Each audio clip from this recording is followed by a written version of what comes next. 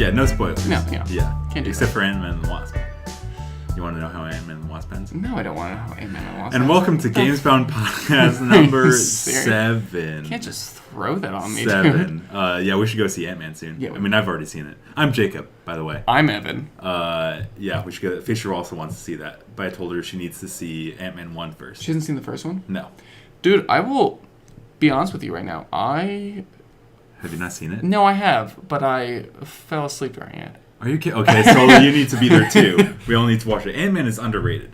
I feel like, a lot of people toss out Marvel movies, and it's like, oh yeah, this one's awful. Like, none of the Marvel Cinematic Universe, and that's all the Avengers movies, not counting X-Men or Fantastic Four or any of that. Like, all the Marvel Cinematic Universe movies are at least, like, good. They're pretty top tier. Like definitely, like, Incredible Hulk, Thor, depending on who you are, Thor, Dark World, Iron Man 2. That's definitely the bottom of the list. Yeah. But my argument is that, like, none of them are bad. No, you still have a good time watching it. Yeah. Like, and Ant-Man, I think, gets a bad rap. I don't know. I don't particularly know why. I think a lot of people are like, well, it's just Iron Man again. It's like any superhero movie, like any movie is just Iron Man. It's like, well, Iron Man is just Star Wars: A New Hope. It's like, yeah, because that's the basic like journey of a character. You can say that about anything. Do people really say that? Yeah. That's outrageous. Yeah, they say the same thing about Doctor Strange. Comparing Doctor Strange to Iron Man. Yeah, and I think Doctor Strange is also underrated because of that reason.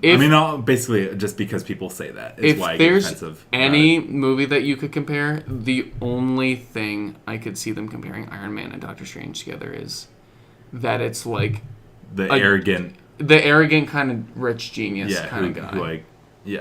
Which is like, and like being rich, that's it. Being rich isn't Doctor Strange's defining characteristic, anyways. Like it is for Iron Man. Where he's not a superhero without his richness, and Doctor Strange, it just feeds into his arrogance. Correct. You know what? This is not a Marvel podcast. Although, actually, I did consider putting some Comic-Con news into this podcast, but maybe we can just talk about that next week. Yeah, because to prep ourselves. Would definitely like to discuss that sometime. Yeah, because I definitely would like to talk about movie news. And stuff like that, because as you can tell, I'm very passionate about Marvel and DC, and basically like all movies. I'd say. Are you serious? I never knew that about you. Oh yeah. Ever. Yeah, like how in any conversation. I just blacked out for this first 5 minutes. But yeah, so we're not going to talk about Comic-Con this week. Preview for next week. This week, the past couple weeks, we've had like no news. By the way, sorry that this is late. This is going up a couple days late. We didn't have an editorial on Friday. It's been crazy over here. Lots of things happening. Someone just left for the weekend and went on vacation. And then I came back and there's 1,000 things going. Correct. Yeah, like it wasn't like you came back and it wasn't like a real vacation. No. But I still had a fun time. Yeah. Just seeing a lot of people, old friends. Yeah. I say old friends. The last time I saw them was like 2 months ago. I think, like literally like 2 months ago. Yeah. But it's all fun. This is going up Wednesday. Friday, probably Octopath is going up, and then next week we should be back to the normal schedule, ideally. Yeah. So I know the last podcast I hinted, I was like, there are like big things coming. Do you remember that? Yeah. Shift that to next Friday. Shift that to. Yeah. Oh, well, also, remember when we were like on the last podcast, we're gonna do those next 2 Zelda dungeons. Shift that to next week as well. Sorry, that did not. But not saying that we didn't. We both still played stuff. Correct. It just wasn't anything we talked about last week. Was not Zelda at all. Which is really funny because we keep making these promises. But yeah, so we'll try to get back to the normal schedule next week. Yeah. So we have some news. This week, whereas like the past 2 weeks has been pretty dry, pretty thin. We have some stuff to talk about. The first one you saw. I would like to point out that I did a little bit of research to prepare for this podcast. I don't know if this is what you're thinking of. Okay, maybe not. This is the Nathan Fillion Uncharted fan film. So we talked about on the last podcast, Nathan Fillion hinted on Instagram that there's something Uncharted coming out. It's like, okay, is it DLC or like another expansion for Uncharted? Is he in the movie as like an old Nathan Drake, or is he going to be young Sully with Tom Holland? as young Nathan Drake. That would be cool. And, of course, what the most logical answer was that it was a fan film. Directed by Alan Unger, and I'll pull up an article from IGN. Alan Unger, who has done a movie called Gridlocked, which I've never heard of, and an upcoming movie called Decoy. So, like, not huge director yet. Not, although I assume he's going to get some... I assume he's going to get some street cred for this and the response that it had. Because this was awesome. Yeah, this was really cool. Yeah, it's a 15-minute Uncharted fan film starring Nathan Fillion as Nathan Drake, which is the fan cast that people have been like saying since Uncharted 1 came out, basically. It needed to happen. Also starring Stephen Lang as Sully, who is from from Avatar. I know him most as like the general guy. Yep. From Avatar. Let me pull up the names. I don't have it on me. We have Marcia Monroe, I probably butchered that first name, as Elena Fisher, and Gino Sagers as Banshee, the villain. Or no, he's from Banshee. His name isn't Banshee. I don't know why. Banshee is the next man. He's from Banshee? He's from a show or a movie called Banshee. Huh. Like, I've definitely like seen him around. Like, these are like well-known actors. Yeah, especially, I mean, of course, especially Nathan Fillion. And also Stephen Lang. I'd definitely say that the Elena and villain actors are definitely lesser known, but still good picks. Oh, absolutely. Even if Elena, spoilers, was in like 5 seconds, but she definitely looks the part. Yeah. Yeah. So it's basically just 15 minutes of Uncharted, and I love it. It's like, really good. Like as soon as they do the reveal of Nathan Fillion as Nathan Drake, I'm just gonna say Drake from now on because Nathan and Nathan. That's okay. Yeah. So like they do the reveal and it's like he has the voice, he has the jokes, and I think what was most impressive to me was like when sometime in the film, like Drake ends up in an office where he's like getting old papers and he's just talking history to Sully. Yeah. Like that is straight out of the games. Like that, like. The way that in the games how they're always talking about history and they're putting the pieces together, the way that they were able to capture that in the fan film was really cool. And so, just for context, I've played every Uncharted game except for the Lost Legacy expansion that's come out, and you have like been halfway through Uncharted 1. Halfway through Uncharted 1 and watched like a little bit of that cutscene movie. I mean that cutscene. That's just Lost Legacy. Someone took the cutscenes out of that game and put it on YouTube. Yeah. So that's my experience. Yeah, but I think we should get to that soon, just because it's super good. Like this definitely kickstarted me. I got the platinum trophy for Uncharted 1, and I really want to do like all of them. But like Uncharted 1 has like 60 collectible treasures, and then Uncharted 2 has like 100 something. So I was like, you know what? Maybe I'll wait a little bit before. Maybe that'll be something on the back burner. And now I have all these games to play, so I'm sure I'll get to it at some point. I definitely think you playing through the series for the first time is definitely more important. That would be fun. But yeah, it's just it was so well done. And like, there's a shot where they like. I know exactly what shot you're talking about. Yeah, like Drake jumps out of a window and he's getting up and he's doing like the exact animation from the game of Nate Drake standing up, and then the black bars they fill out. They change the aspect ratio. And then it's basically just like a 45 second sequence of like a third person Uncharted action. It's literally like sequence. You're playing like the game. Like they do the whole zoom ins when he's aiming and shooting at people. It's so well done. It's so cool. Yeah, it was awesome. And so the question is, and I have more video game movie news that we can get into a larger discussion with. But I'm wondering where this leaves the actual Uncharted movie. I don't know. Making. Because that Uncharted movie has been in kind of like development hell for a while, until last year when they announced that Tom Holland was going to be young Nathan Drake, which is really cool. So whether that means he's like it's primarily him and maybe they do flashbacks to the future, or if it's all him, or maybe it's just like tidbits of young Nathan Drake, like they do in Uncharted 3 and 4. Where you just get like a couple chapters as young Nathan Drake, and then all of it is like in the present day. Spoilers, not huge spoilers, but yeah. So who knows? I'm very excited about Tom Holland doing that. I just worry that it's not that like they're gonna try and take weird liberties with it, and of course there's such a thing as being too faithful to the source material. But I worry that they're going to stray too far. But yeah, I don't know what you think. Do you think that this fan film is going to turn into like kind of like a Deadpool kind of thing? People have been talking about that, and I don't think so, because like it's somewhat similar, where it's just this thing got released and it got a huge amount of attention, a huge amount of traction. But it's also like Deadpool was the thing where they had been developing a movie with Ryan Reynolds that just got scrapped, and then someone leaked that test footage, and that's what inspired them to like move the project forward. Whereas this is like someone from the outside making a fan thing. And Nathan Fillion wasn't already attached to it. So I think like whether it moves the needle on like how fast they're moving the actual Uncharted movie, or like what direction they go with it, remains to be seen. My assumption is that since it's Sony and it's such a big studio, is that it's like not going to change their direction, their course too much. But it'd be cool to see if we see some, Are they allowed to allow another studio to come in and be like, hey, like we would like to produce a movie about this? Who? I don't know. I don't think so. I think you could see that in other companies, but not since it's Sony Pictures dealing with a Sony like PlayStation property, because it's like it's already so entrenched in Sony. It's really deep in there.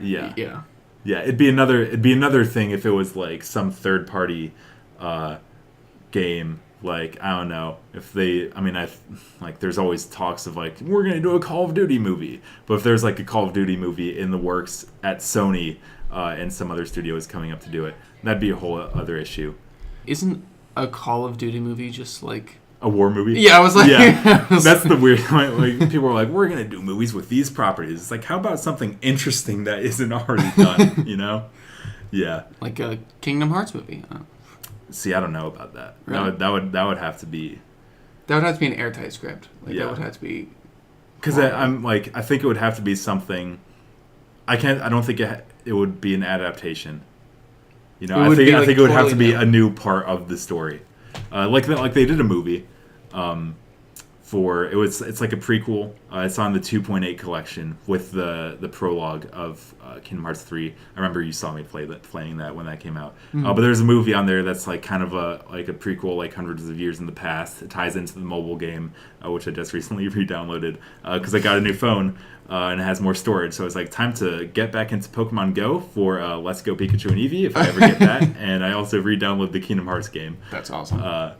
But yeah, I haven't done a ton in either of them, but they're there. But they did a movie that like tied in with that. And it was only like an hour long, and it's specifically on that disc.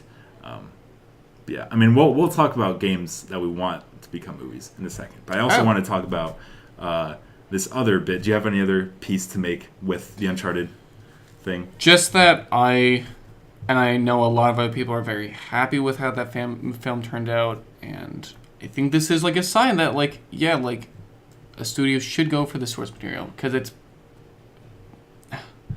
is gonna be a very obscure reference, and if anyone knows this, I'm very appreciative. Do you remember this TV film that came out on TNT, and it's 3 films, and it was called The Librarian, and then it was turned into a TV show called The Librarians? I do know this because we had the TV in my dorm, and you would like try to come by and like make me and my roommate watch it. It's so good, and so like imagine that. Oh my god, I forgot. Indiana Jones. That's like such a better reference. It's okay. The Librarians is basically Indiana Jones. Okay. But sci-fi. Yeah, exactly. It's more like magical based. Okay.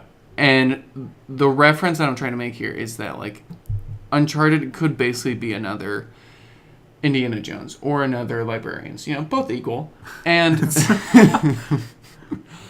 it's just like that's like a market that should be tapped for film production. Yeah. Yeah. I mean, also another comparison of like kind of the idea that would be really cool, but I mean, it hasn't happened. It's not going to happen. There are rumors like a couple years back. I think especially, I think it was early 2017. It might have been 2016. But there were rumors of a Netflix Zelda show, which I have no idea.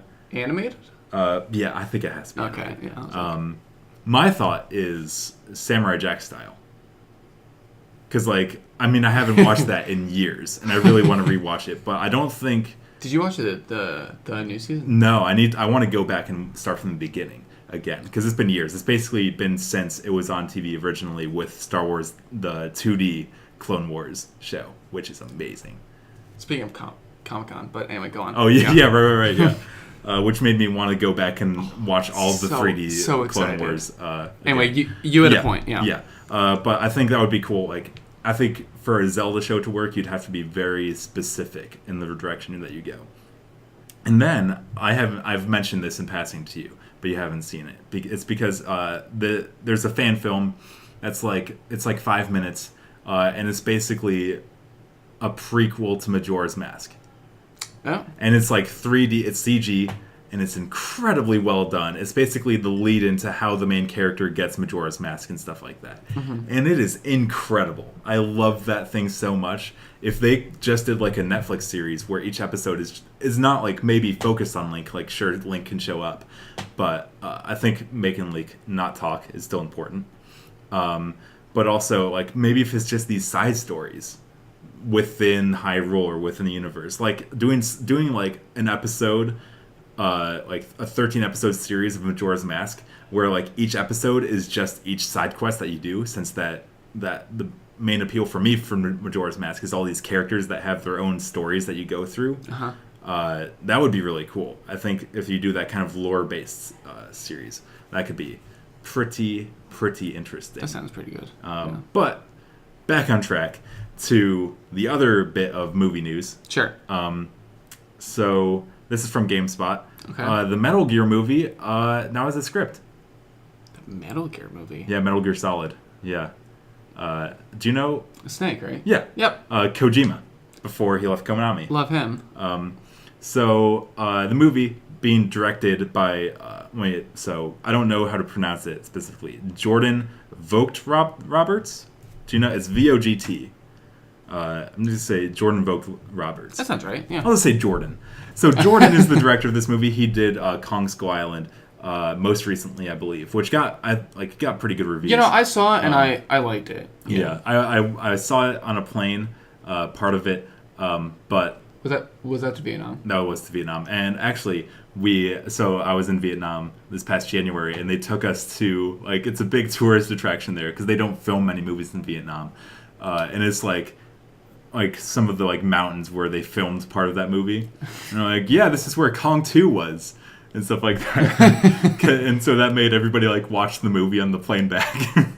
But yeah, like I watched a little bit of it. I fell asleep because I was exhausted because there was an 18-day choir tour in Vietnam. But I liked what I saw, and you know, Tom Hiddleston, Brie Larson, hard to go wrong with that. But yeah, so he directed that. Let me see. So this is from GameSpot. Vogt Roberts told IGN that the Metal Gear movie script is going to blow your mind in a way that many things associated with Hideo Kojima do. Quote, "We just turned in the script, and I think it's one of the best scripts I've ever read." Oh my God. It's one of the coolest, weirdest, most Kojima things. If I wasn't involved in it, I would still look at that script and say, holy shit. Later on in the article, it says, really? Quote, "I was able to say to the producers at Sony, let's really think about whether we're making the truest, most balls-to-the-wall Metal Gear version of this, the most Kojima version of this," he said. "And even if that means we make it for a little bit less money, let's make the version of this that's true to what it is, fully committed to what Kojima's voice is." While the script for the film has now been turned in, that doesn't mean that a movie will happen soon, if it is made at all. In the IGN interview, Jordan said whether or not the movie ever gets made is still not a sure thing. So he said that thing about it not being about the money. He said that at like a shareholders meeting, or he said that in front of like. Even if that means we make it, that's just an interview with IGN. Oh, okay. I apologize. I was gonna say that's in reference to that's another throwback to Deadpool. They had they're like, fine, you can make Deadpool 1, and it was on a small budget, and so for Deadpool 2, Ryan Reynolds was like, all right, I don't want a bigger budget, I want to do what we did again, and so he didn't take a higher budget. But yeah, so that's basically saying like they could do a more mainstream-esque Metal Gear Solid movie, and you would have like a bigger budget. But since he wants to be as true as possible, he's not going to get the same amount of money because it's not going to be as mainstream. But yeah, that's exciting. This guy, Jordan, I see some of the stuff he says on Twitter. Hideo Kojima and him have like there are pictures of them together. Like Jordan interviewed Kojima at E3 last year, on Jeff Keighley's stage. So they're kind of tight, and he seems super passionate about that, and it's really cool. Wow. Actually, I don't have much to say because I haven't played all of the Metal Gear games. I want to play through all of them in order. But like I have 5, I have 3 on the 3DS, but I really want to do it in order, which maybe it doesn't matter so much. But it's what I have to do for myself. I will say 5 is the one with the horse, right? Yes. That like probably does not matter at all. But I remember watching I don't you. think so. Yeah, no. But I remember you watching it. It looked pretty cool. Yeah. Yeah, I played a little bit of 3, a decent amount of 5, but I didn't get too far in the story in either. But yeah, I will say like I said, I don't have much to say about Metal Gear. Mm-hmm. But when they did the art, like the promo art at Comic-Con, San Diego Comic-Con, I believe it was it was last year, it was 2017, where it was like 3 posters that all connect to make one big poster, and it was the first image we had of bearded Captain America. And then someone on Twitter like put an eye patch on him, and it was like Snake. I was like, yes, I need Chris Evans as Solid Snake right now, because that looks so that like him in like the beard and like the full black like nomad Captain America suit, that works. And I don't know if Chris Evans is into it, but I need him to be into it. My thought of Snake is that he's like someone a little bit older though. I think it depends on the game. Okay. Yeah, like he's definitely older in 4. I know that. And I can't. I'll be honest. I can't remember what he looks like in 5 because I'm not looking at his face. No, yeah. He has the eye patch and he's scarred up, so it's hard to tell. But yeah, so I think this is kind of like my segue to talk about. And we've been talking about video game movies for a while, but I'm okay with that. So basically, video game movies tend to not be great. We had Assassin's Creed, which was kind of mediocre. There's Super Mario Brothers. There's Mortal Kombat. There's Tomb Raider, which came out earlier this year. And I think it was like, okay. Was the buzz I was hearing about it. I heard that it was like the best video game movie we've had, while still not saying too much about the movie itself. Okay. Things like that. So not the greatest track record. Cool. So what movie, and I didn't prep you on this, what game do you want to become a movie? Go. Last of Us. Last of Us? But I guess it's already kind of like... Right, that's the thing, is that like I would love to see a movie for Last of Us, but it's already like, it's part of the magic of Last of Us is going through each level and hearing the side conversations with Joel and Ellie along the way. Yeah, so how would you... And like that has also been similar to Uncharted, whereas now Uncharted has gained ground. But before, like Neil Druckmann, one of the directors for Last of Us, was like working on a screenplay for Last of Us movie. But we haven't heard anything about it, like if it's written or if it's going to happen that whatsoever. Yeah. But that's the big thing is like all those Naughty Dog games are so direct and like the gameplay is so put into it, and so like impactful. I see where you're coming from. Yeah. Yeah, that's a good question. The other things I'm thinking about, I would love to see like obviously a God of War movie because now that you're like, watching me play it, I'm like, oh my god. Yeah. The problem is, like, the very last, and like the few like Sword and Sandal movies I've seen. So the few what? Sword and Sandal. You know, it's like kind of, it's basically like a movie from the historical era where they fought as like gladiators, or like basically their attire was like sandals and swords. Yeah. And they just weren't super good, you know? And so I think like that gives me a little bit of like hesitancy. Like if you're gonna do God of War, do it right. Yeah. Right. And we'll talk about God of War later, but also like, so God of War is all one take. The camera is constantly moving. The camera never cuts to another angle. There are no like time jumps, at least as far as I'm aware. I remember hearing about this before the movie or before the game came out. I think it would be amazing if they were like, all right, let's do a God of War movie and do the same thing. It's all one take. We Birdman it. And I actually saw this is like God of War is something that people have been throwing around in the past few weeks because I saw an IGN article that was like, who should play Kratos? And it's like, all right, are we really thinking about this? I don't even know who. Yeah. Yeah. By the way, my last word on Uncharted. Tom Hanks is Sully. Would never happen, but I need it. Yeah. That'd be cool. That would be awesome. Because like Stephen Lang did a good job, but I always envision, what's his name? J. Jonah Jameson, Whiplash. Why am I not thinking? J.K. Simmons. There it is. That'd be interesting. I mean, he's bald now, but still, he has the mustache. I don't think I've ever seen him with hair. I mean, Spider-Man, the original Spider-Man's. Oh my God, that's right. Wow, why did I never connect that? What? But yeah, God of War would be interesting. That'd be pretty cool. Can you think of anything else while I stall and try to think of an answer? Yes. Let's go check out my games collection. This.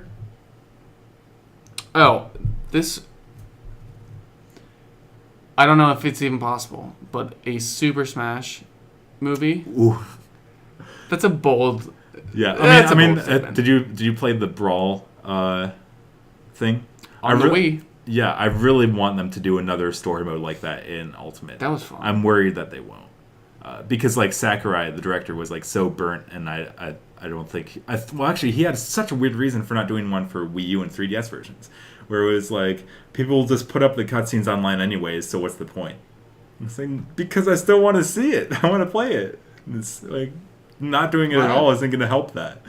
It was weird. I'm probably like paraphrasing too much there, but that was the vibe I got, and I really hope they do it again for Ultimate. Yeah, that would be interesting. Actually, they are doing a Super Mario Brothers movie. It was recently announced. It was either beginning of this year or sometime last year, where they're working on it, and it's animated. It is from the same studio as I forget the name of it. I can look it up, but Despicable Me and Minions, which people were like. I'm like, no. But I have some faith because I don't think Nintendo is likely to like throw out their like they haven't been likely to throw out their properties without being sure about it. I mean, like Illumination. Me, that's the animation studio. Despicable Me wasn't bad. No, I think it's just that Minions got on everybody's nerves. You didn't need to make a movie. Yeah. That was not necessary. Go back to the Angry Birds movie. Did you see that?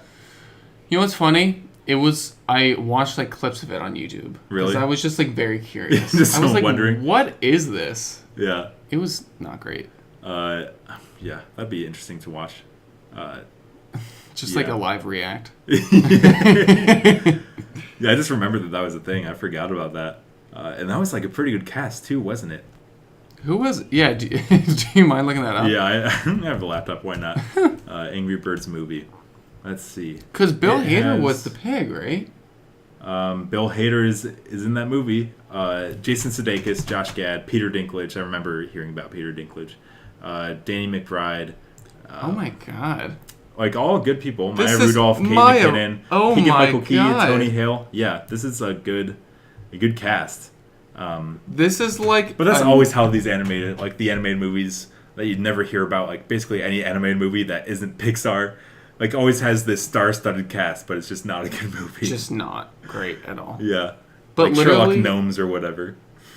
Wait, did that have like real people in that? I think it did, or at least the movie because Sherlock Gnomes is the sequel to Romeo and Juliet, and I think that movie had actual people, but then for the sequel they like had to get impersonators or something. Nope, still Johnny Depp, James McAvoy, Emily Blunt. Yep, they're still part of it. Yeah. Anyways, video game movies. Video game movies. Oh, Jesus. I'm trying to think. I wrote an article a while back. It was last year sometime, I think, about like after seeing that Majora's Mask fan film, I'm all in on if they decide to do a Zelda thing. It just has to be very specific direction. Has to be good. And however they take it. I also don't know if you watched it, the Castlevania Netflix series. Nope. I think season 1 is 4 episodes. Season 2 comes out in October, and I think it's 8 episodes. I've never played a Castlevania game. It's one of the gaps I have in games, like experience, knowledge. But I want to fix that because Castlevania Netflix, those 4 episodes were super good. Really? Yeah. I really want to rewatch it. Like play a Castlevania game and rewatch it. Is he a vampire? Is that... I think the idea is so, like... I don't know if this is every Castlevania game or if it's just the one I'm thinking of. But Alucard, which is Dracula backwards, is like the vampire in the castle, and you're like that's the villain. So I think you're fighting the vampires. That's my impression, at least. I might be way off base. Who knows? But that's, it's vampires. Yeah. In one way, shape, or form. But yeah.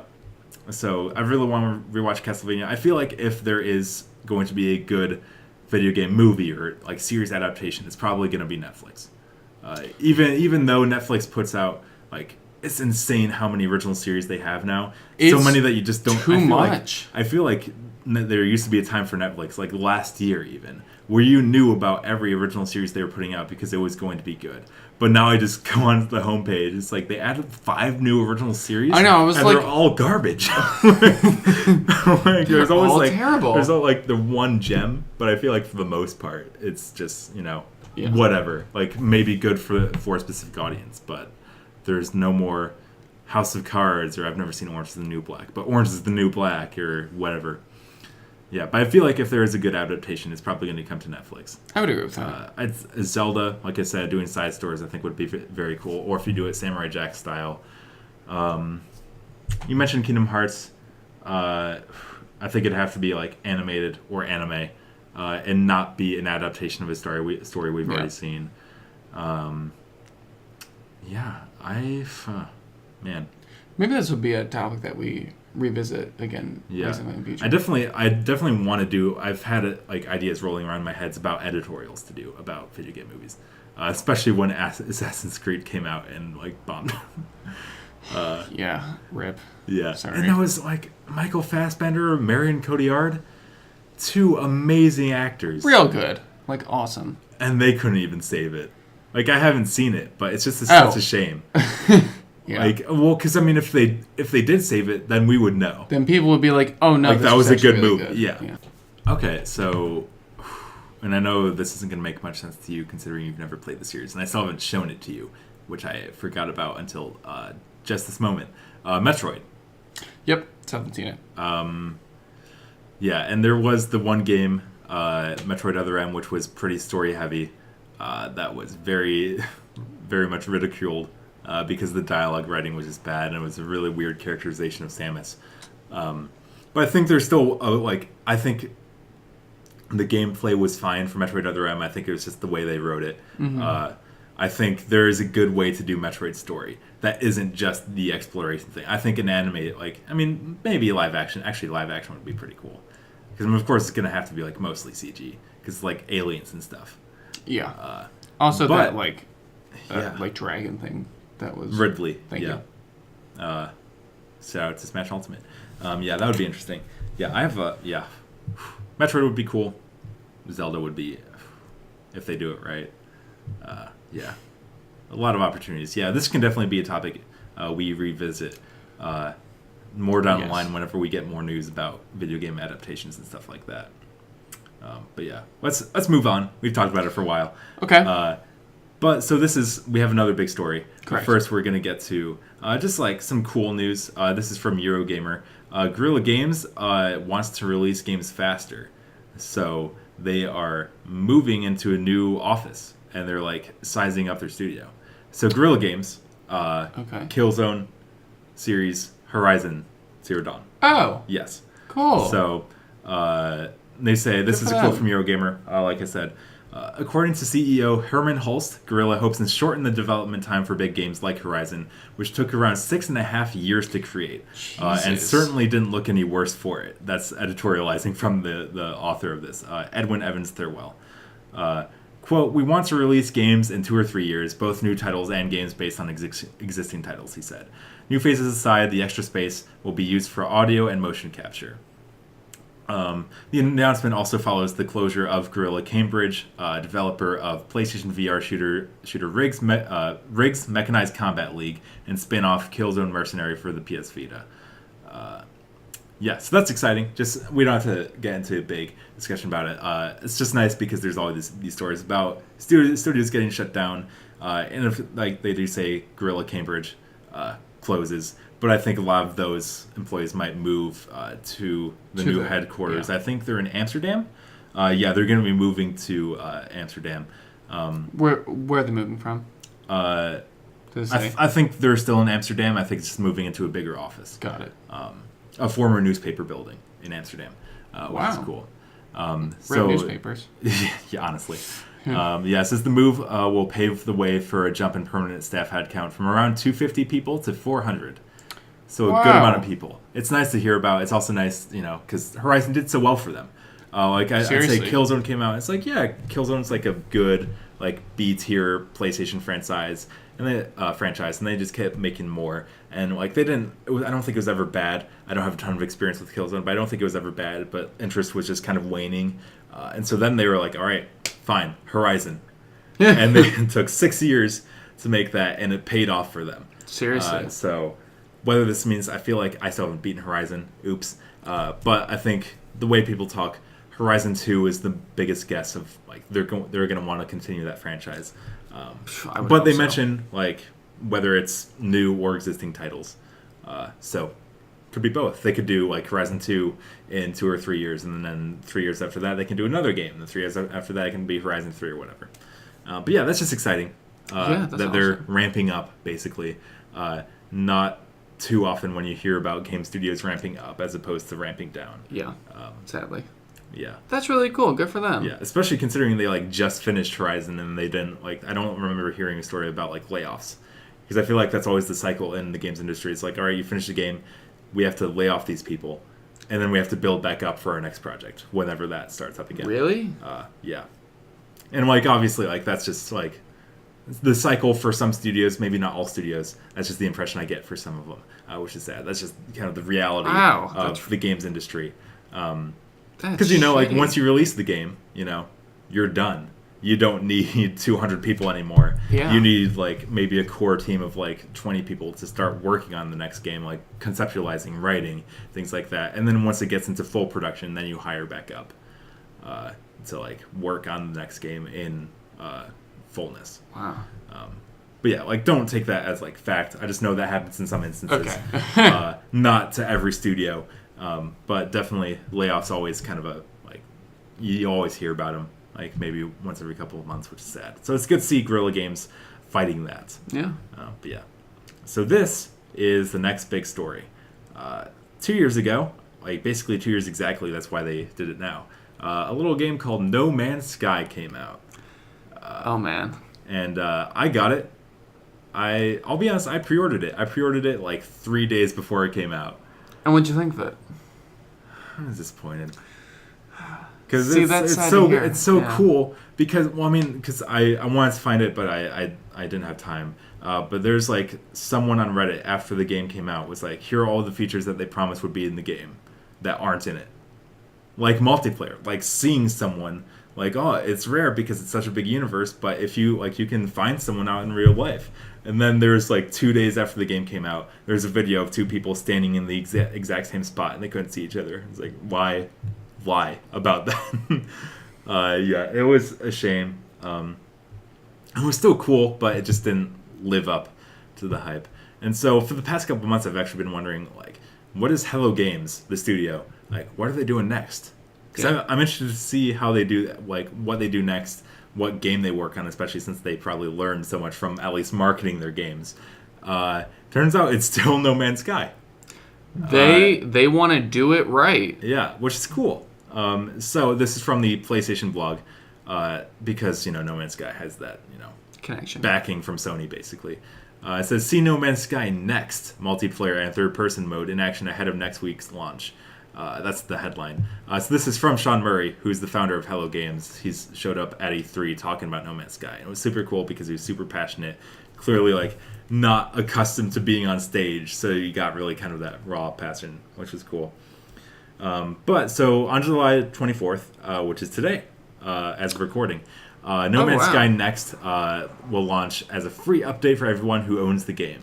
On behalf of myself and the team at Hello Games, I just want to say thank you. We're excited to have made next and to continue to improve and develop No Man's Sky because of you, the community who play, explore, and share this universe with us. It means so much to us. And so basically, No Man's Sky Next is, like they said in the headline, third-person mode, multiplayer. Yep. Multiplayer. Yes. Yeah, that's awesome. So, like, the thumbnail of the trailer for it is 4 people standing next to each other, hanging out. In the same spot. Yeah, and so I re-downloaded No Man's Sky in preparation for this as soon as I heard about it. Nice. And I was like, man, I wonder, like, I might just hop back into my old save file. Which, good thing that there's save files, because I want to start over fresh with the update. And I was like, wait, is it just one character? Am I, like, screwed? Do I have to keep going with what I did 2 years ago for, like, 6 hours? Because my playtime on that save file is 6 hours. Yeah, and so, like, they had admissions and stuff like that. Like, there's a story somewhat, I guess. Maybe not a huge story, but there are things to do rather than just trying to go to the center of the universe, which is cool. In the trailer, you see, like, dogfighting in space and stuff like that, or, you know, running around collaborating with people, doing all these kinds of things. And I think it begs the question, should they have done this? And I think it's I think it's like it's a multifaceted issue. There is no one-way answer. But should they have kept going for the past 2 years on making No Man's Sky where No Man's Sky Next looks like what it was supposed to be when it came out? Should they have spent the next 2 years or the past 2 years doing that, or should they have just cut their losses when No Man's Sky came out originally and started work on the next project? So personally, I think it's really admirable that they kept with it with a passion, with a game that clearly I guess this guy has, and I'm sure this whole studio has a lot of passion for. Yeah. And so, yeah, I think I get it when you put so much hype and so much work and so much love into a game, and then to see it, I mean, like they probably should have included the things they promised, but that's probably important. But to see something that you've worked so hard on, maybe not get the recognition that you think it deserves, like, I can understand how that would hurt a little bit. So it's cool that they were like, no, like, we should do this right. And not only for ourselves, but for the people that really want to see this the way it is. So I'm glad that they stuck with it. Yeah, definitely. I do want to point out there's an article from The Guardian. It's an interview with Sean Murray. It kind of gives you some good insight into what was going on in their minds after the release and after the backlash kind of happened. And they did get like some death threats. I mean, that's all that really unfortunately happens in the games industry, where it's like, you didn't give me what I want, death threat. And it's not just the games industry, that's, everywhere. Yeah, correct. Well, it kind of gives you what was in their heads after that backlash, and like as they've been working through like the past 2 years, updating it, making sure that it more meets expectations as time goes on. There's also like some weird things that the Guardian writer puts in there, like this paragraph towards the end where he says, Hello Games' mistake in 2016 wasn't making a bad game. It was failing to manage expectations when the hype started getting out of control. And it's like, well, I mean, like, don't put this on like failing to manage expectations. Put this on not delivering what they promised. Yeah. Like, I think there's a fine line there. So like sometimes the writer, let me get this, not to bash them, but I just want to give them the credit for writing this in the first place. Keys and McDonald. So they, it's a good interview. I highly recommend reading it. Okay. It's well done. It's just some of these like little flavors from that writer. It's like, I don't know about that. Just like, all right. But still, they did good work. It's a good interview. Okay. So definitely check that out. It's from The Guardian. Gives you some good insight. But yeah, I definitely think it's interesting. I don't think it's I think on one hand it would be really cool. I'm really excited to see what Sean Murray does next, especially having learned these issues. I think it's what they say the number in here, but I don't remember. I think it's around 15 people work for Hello Games. That's it? Yeah. Wait, seriously? And Yeah. they made like a game as big as No Man's Sky? Yeah. Well, I mean, the thing with that is like it's basically all like developing the code to do the procedurally generated. Like they did not make all of those planets. They made all the assets that the planets randomly are assigned. basically. It's the term is procedurally generated, where it's like they hit a button and everything was like poof, It was like Big Bang. basically, yeah. So that's still impressive, but kind of explains how 15 people made that universe Yeah, that makes sense. happen. But yeah, so definitely interested to see what they do next, and it kind of like pains me to see that they're still working on this. But also, it's really cool that they're sticking with it. Yeah. That they're making sure that the product that they promised is out there at some form, even if it is 2 years late. Yeah. I think it's cool. I feel bad for Sean Murray because in this interview he talks about like not being at home, like with the whole marketing side of things, and things like that. And that I assume that's true for many game developers who kind of just get that thrust upon them, especially when it's such a small studio and you're the founder. You kind of have to. Yes, you're so. But yeah, so definitely interesting. I'm excited to check it out. I think we're definitely going to check it out. But we might check it out on video. Oh, like a let's play kind of deal. I think that's a we'll great see. idea. Possibly. No promises, but I think that might be something we alternate with the Octopath demo a little bit. No promises because we don't make promises we can't deliver on. Yeah. Well.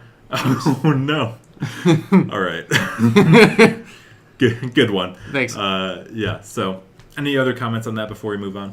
Not from me. All right. Then let's move into what you've been up to.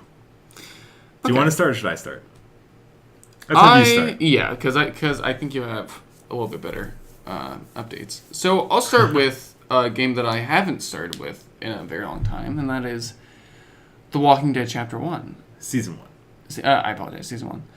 Yeah. You better apologize. No, I'm just kidding. Yeah, that's just how all the TellTale games, they're like by seasons. They go by seasons. Yeah, that's how they're marketed at least. I think you're thinking like episode 1 within each season. Correct. Yeah, there you go. So what's funny is I basically restarted it because I hadn't played it in months really, and I basically got up to the point where I stopped last time. So, but okay. Basically that point is I made. Have you played that game already? A little bit. Okay. I know basically what happens, especially in season 1, so I'm not going to say anything. Yeah. Story wise, I mean I don't know much story wise except for what happens. So, yeah. Basically, I think I did the first episode. I met Clementine. She was cool. She was a little wary at first, but you're like, okay, I'm gonna save her life. And then you meet this guy Sean, and then you need to decide whether to save Sean or the little kid of another guy in your group. And so I tried to save Sean. Didn't work out. He kind of died, I'll be honest. Nice. And so what happened is Sean's dad came out, and you're happy because the little kid survived, and he's with his dad. But then right now we're hanging out on the farm of Sean's dad, and Sean's dad is like, you guys all need to get out. I'm pissed at all of you, and I'm like, fair, but but calm down. Yeah. And then the dad was like, the dad that saved his child, he was like, oh, I'm so sorry. And the dead, and Sean's dad was like, well, at least your son's still alive.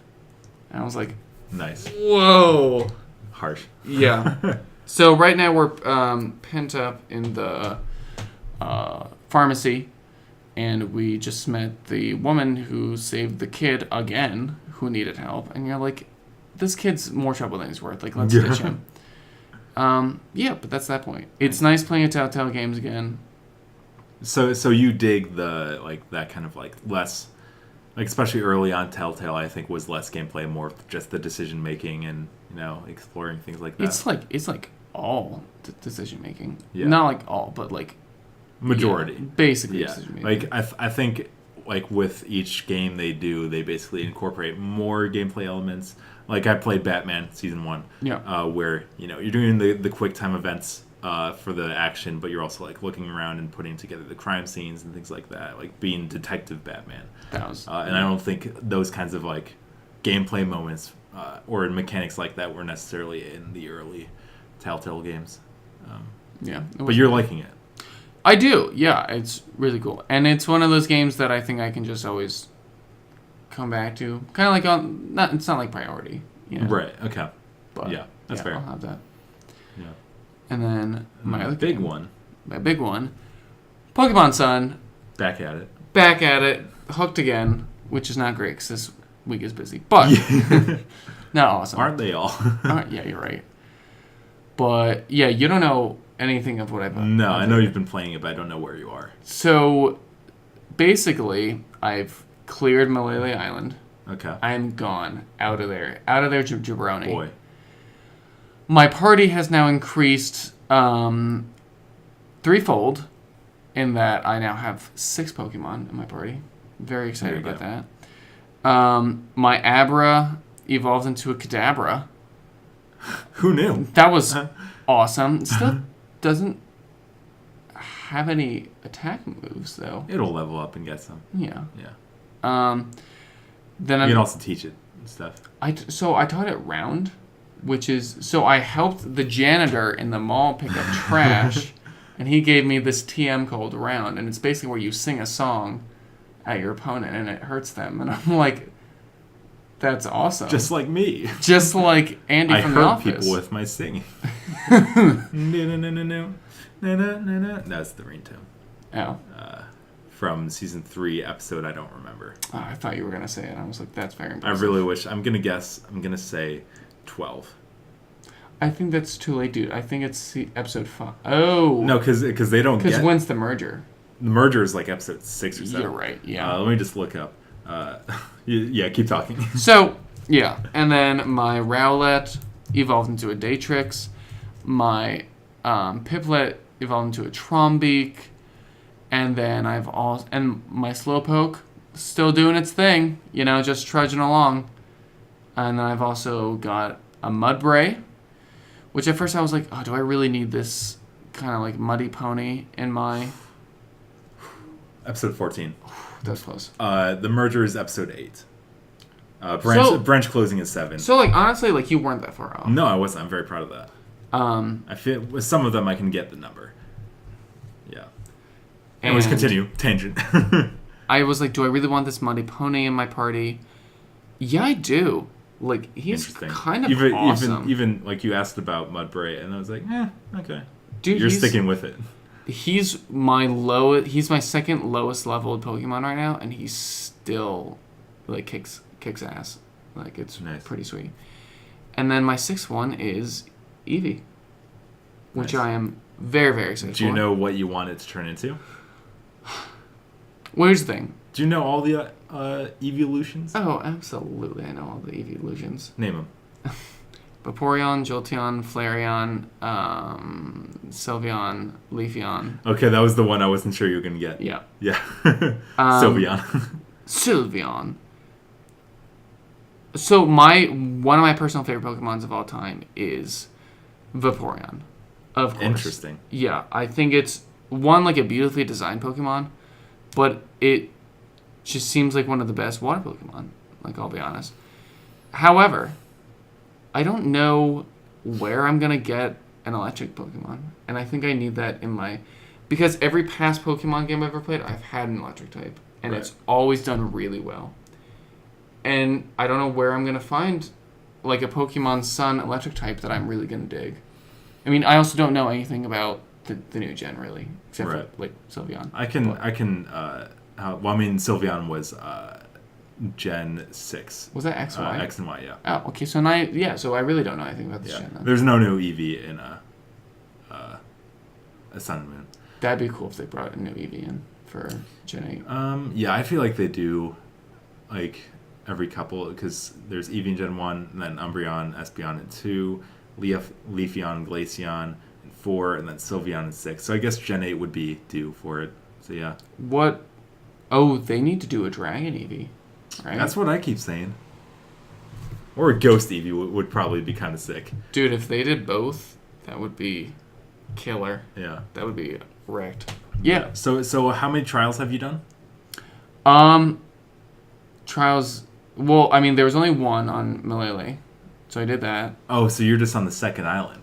Oh, yeah. I got the second island, and I made it to Palola town. It's Sure. like the old western town. Yes. So cool. It's a cool place. It's just I dig it. like you just like all the like you're walking through the forest and then all of a sudden you're like, am I in Red Dead Redemption? What is You're going like, on? Oh my god! And then It and is then a shame Hal- because it's like just a lane basically, which is kind of a shame. Not but wrong. Still, it's cool. And then Hal comes out of nowhere and he's like, "Hey man, like let's battle. Like we're in an old western." And you're Yeah. like, "Hal, you still only have 2 Pokemon. Yeah. What are you doing?" He's I really like him because he's like, or maybe this is just my point of view because I've like really like grinded my Pokemon right at the beginning. But he's like kind of bad at being like a Pokemon trainer. Oh yeah. Yeah, he's like. That's actually I think that's like part of it. Is like he's like, oh okay, I guess I'm not good at this. But he was which is cool. He was like, "Hey, look, I finally got my Z bracelet," and I was like, "Dude, I have had that for like the past few days. Like, what?" But yeah. Yeah. But that's where I am right now. So slowly but surely you're making progress. Making my way through. Yeah. Cool. Jacob, what have you been up to? God of War. Yeah, that's. God of War is so good. Whew. I wanted to get it at launch, but I wasn't able to because money.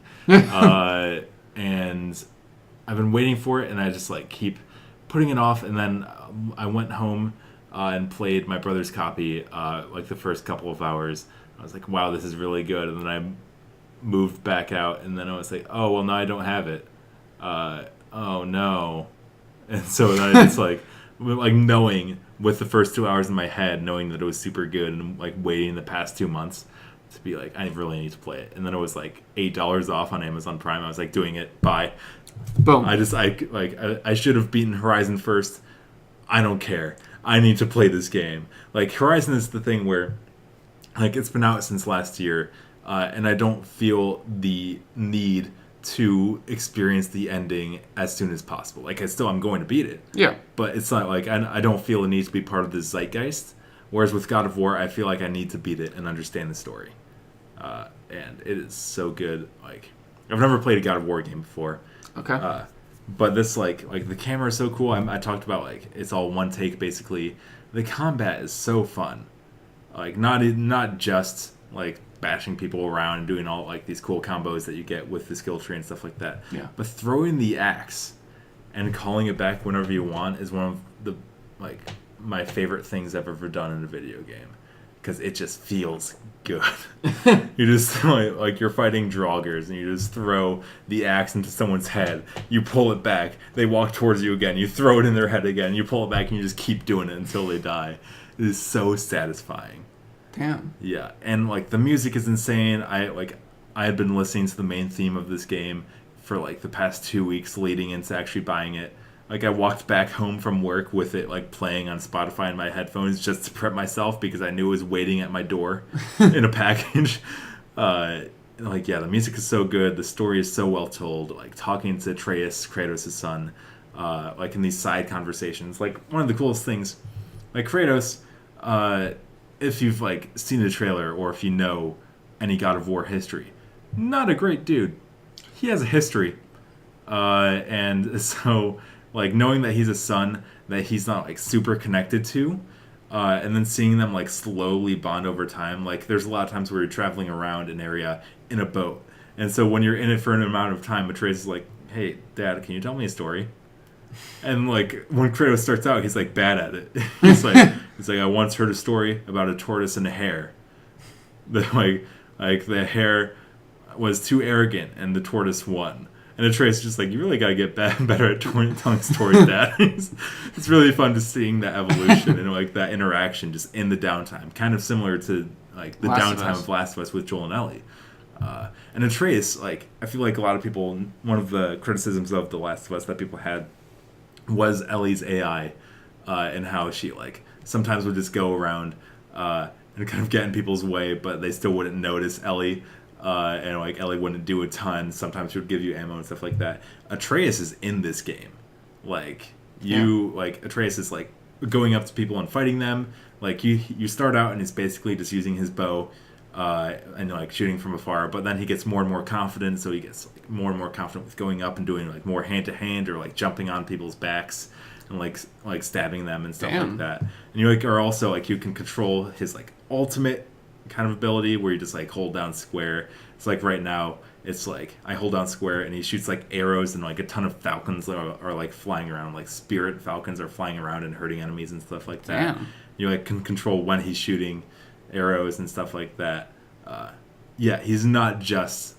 It's not like just a buddy mission, like an escort mission. Like he is as much part of this journey, part of the story as Kratos, basically. Even though you control Kratos 90% of the time. True. But yeah, it's just so like the care put into every level of the design is so cool. The mechanics of fighting. Oh, I'm so excited to play more of this game. That's awesome, dude. Yeah. Yeah. It, like, just from someone that has been watching it, it looks beautiful. Yeah. Like, it just looks incredible. Yeah, graphically it's insane. And I'm playing on a normal PS4, not just the PS4 Pro. Yeah. And it still looks amazing. Yeah. The story is extremely well done. The voice acting, the performances are really good. Kratos is like, whoever's doing... Christopher Judge is the name of the actor who's playing Kratos in this game. Mm-hmm. Great job. Especially doing like the deadpan stuff. Like there's like a Drax-ish line where he says something and then Atreus laughs and he's like, "Why are you laughing?" He's like, "Oh, I thought you were making I thought you weren't serious." And he's like, "I'm always serious." It's like very Drax from Guardians of the Galaxy. Yeah, it's just a great performance all around. Even the kid. It's hard to get kid actors, especially when you have to like wear a weird ball suit and run around in this like gray studio for motion capture and stuff like that. Yeah, I feel like that's hard for a kid to do. Yeah, but he's good. Yeah, good performances all around. Nice. Any questions on any of that? Just that, maybe not a question, but I'm just excited to see where it goes, right? Yeah. And I think it's funny because it was like 2 days before you got it. You were like, when this comes in, like, I'm just sitting down, I'm just playing this game. Yeah. Like, do not. Especially because I was going on vacation the next day, so this was like my one chance for the weekend. Yep. Yeah. And it's exciting to see, like, not only like your like passion like going into this game, but then to see like the story and the characters progress themselves. Yeah. Yeah, and that I should also say before I move on, like the change from Greek mythology, and I think we should watch like a recap video of the original God of War games. I think there's like 5 or 6 because I watched one before I saw it, but I think it'd be cool for you to have the context because I mentioned some of the things that I know that like why Kratos is such a bad dude in the original games and kind of like an unlikable character, and how they're changing that in this game. But the change from Greek mythology to Norse mythology is really cool. And the way they even, like, it's not just, like, change of scenery. It's part of the story. Like, why Kratos is here. Like, there are characters who, like there's a character who you see early on who's like, I know who you are. And I know that you shouldn't be here. And it's, like, a secret that Kratos is keeping from his son. That he was the god of war or whatever. Like, he killed Ares or whatever. All the crazy stuff he's done over in Greek land. Greece, I guess. There it is. Should you just call it Greek land? Yeah, I did. Because I wasn't sure if it was like... Because like they call it Midgard. Mm-hmm. You know, you're going through all 9 realms. Like Alfheim, Jotunheim, you know, Asgard, things like that. I just forgot that Greece is a real place. And I wasn't sure if that's where that game took place. But yeah, so I really dig the use of Norse mythology. It'll be cool to see if they do sequels still in the same style, kind of expanding on the Norse mythology. Because so far, like, I mean, they talk a lot about Thor and Odin, but really? I have not seen them. Yeah, because I mean, the thing is, like, early on, I don't think this is spoilers because this is within the first 3 hours of the game, like first 2 hours really, where you see the stranger, who's like, he's the one who's like, I know who you are. I know that you shouldn't be here. Odin sent me to like track you down. Oh. So like they talk about it, and there's like in the lake there's like a statue of Thor, and there's the world serpent, yeah. Who I think in Norse mythology, like at odds with Thor kind of, and so that's referenced. Mm-hmm. But yeah, very cool game. Hopefully, I don't think I spoiled anything. That's not in like the first 3 hours. But yeah, very good game. I'm excited to dig in. That's awesome. More. Okay, sweet. So on the complete opposite side of the spectrum Is I restarted my town in Animal Crossing New Leaf. cool. So like nothing, like not even in the same realm as God of War. I just realized how funny it is on my rundown here. It's like God of War, Animal Crossing. Animal It's Crossing. like the complete opposite. Now, so I've been doing it for like basically about a week. I like time traveled a little bit. I'll be honest, to like get updates and stuff like that. But I'm a big proponent of the Animal Crossing series. As soon as Animal Crossing for the Switch is announced, I'm dropping this game and waiting until that comes out, so I'm not burnt out on Animal Crossing. But I just, because I don't have a specific direction to take this conversation. Sure. Because, I'm still somewhat early on, and it's still just me, like, kind of remembering the good vibes of this game. And I know you don't really know anything about Animal Crossing besides the brief amount that I've explained to you. Okay. No. So I want to turn this over to you. Sure. What do you want to know about Animal Crossing? What are your hang-ups from what I've briefly described to you? Well, I guess my first question is, what gives you the right? What's the second part of that?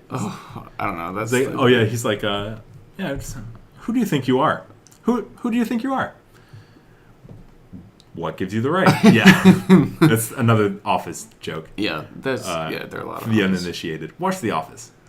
If there's one thing you get from this podcast, it's not God of War. It's not No Man's Sky. It's not video game movies. It's The Office. Watch The Office. Yeah. Okay, so let's talk Animal Crossing. Yeah, let's talk Animal Crossing. Yeah, let's just talk shop here. Dig in. Why?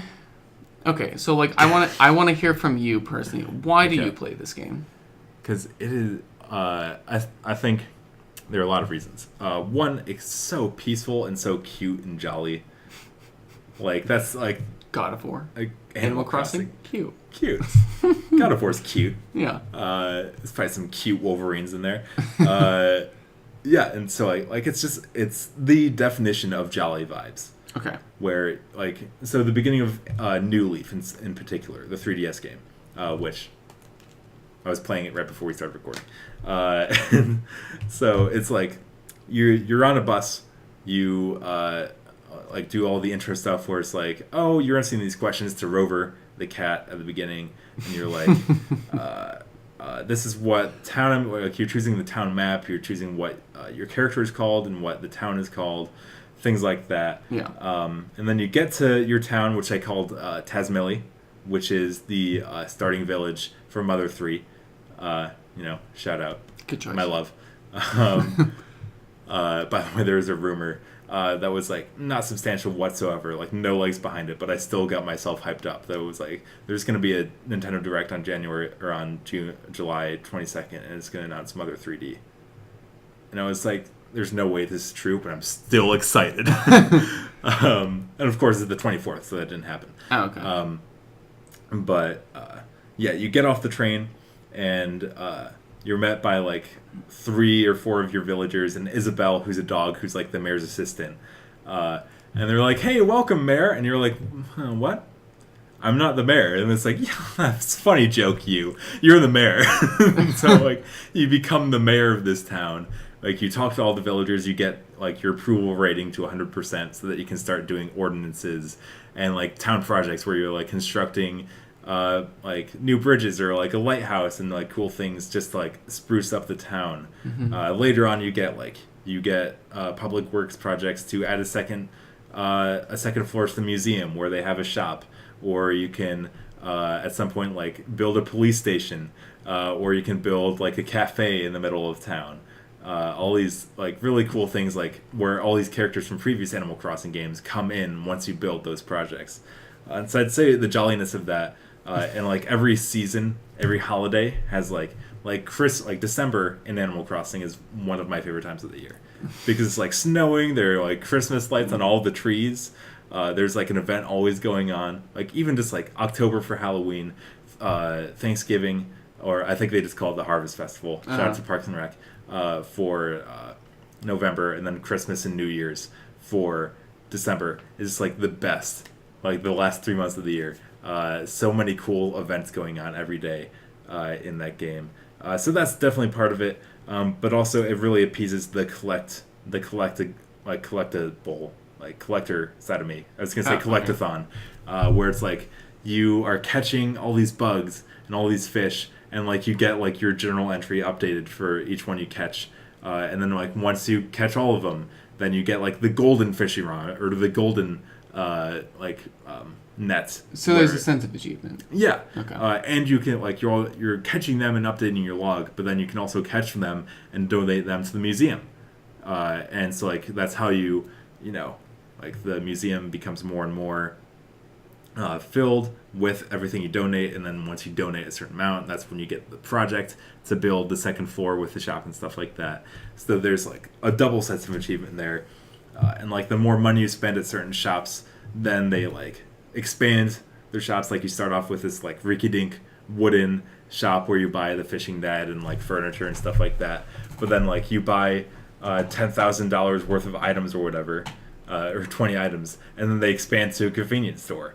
And then next after that, it's like a bigger store, and then the last level is like a department store, and it's like huge.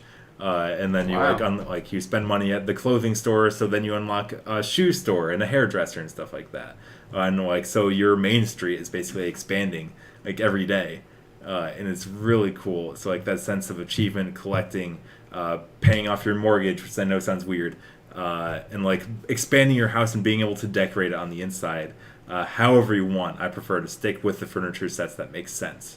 As opposed to just doing pick and choose what pieces of furniture I like. I like to make it concise with each room. Because you don't live in utter chaos. Exactly. Like, outrageous. Yeah. Yeah, I'm not going to put my modern wood like wallpaper with my modern tile. It's blasphemy. I need the modern wood floor to match. Yeah, that's a real thing. Yeah, so collecting the vibes of it. It's so nice to just stop in like for like 10 minutes. Just be like, it's Frank's birthday on the 30th. You can just like go over, like get him a gift, go over to his house.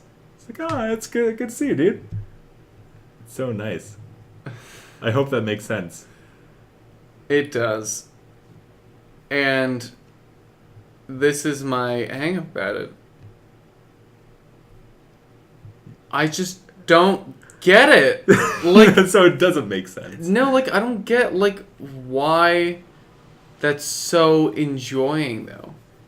Because you've literally described like just like building. Okay, I'll take that back. I understand. Like paying a mortgage is the real life part. Everything else is kind of like not. Getting a reminder that it's your friend's birthday, so you have to go get him a gift. I mean, you don't have to get him a gift. Here's the other thing. Your friends... You can't be a dick to your villagers and like get them to leave town so you get another one. These friends, at least the way I understand, are kind of like asswives. No. You're thinking of the mobile game where they are. They're like, hey, you're my friend, right? Can you get me like $20,000 worth of furniture?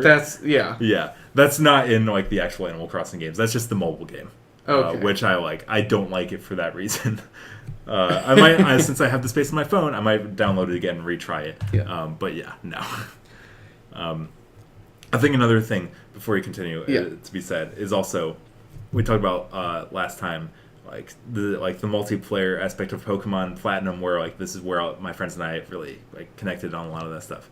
Animal Crossing Cityful for the Wii is also part of that. Like basically all the Animal Crossing games, visiting other people's villages. And stuff like that, and like playing your own like mini games that you just come up with, and things like that. That's also a big part of it. But yeah, also the music is so chill. All the music is so good. Well, I would hope it's great writing music. I hope the music would be chill. Like if it's super intense. It's like God of War. Yeah. Yeah. So good. Animal Crossing. Do you have any? What are your other hang-ups? I want to know. I want to dissuade you. I still have to like show you the actual game. Yeah, but I just want to really like talk through it. Still. Yeah. like, in honesty, like the more you explain to me, my hatred is a strong word. My dissatisfaction with it has definitely been like abated, like a ton. But just the thing is, like, okay, the concept of this game, to me, like, makes me think that it should not be as much fun as it is. Like, you just going around doing chores and just, like... Chores is a strong word. Like... Doing tasks. Like chores in the same way that, like, collecting all the bananas in Donkey Kong 64 is a chore. It's just, like, what I want to do to 100% of the game. How about doing these tasks? Sure. Okay. Doing these tasks, decorating your home, and making friends. It just sounds too it's too simple.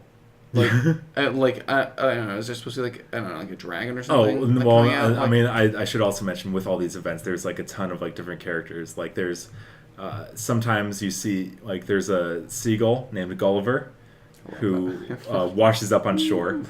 Oh my god! Wait, what? Yeah, and so he's like, "Oh yeah, I got in a shipwreck. Like, where was I going?" and stuff like that. And like, I think that's how it is in this game. And I think in either the DS game or the Wii game, you could shoot like a UFO down with a slingshot, and that's where Gulliver was, and stuff like that.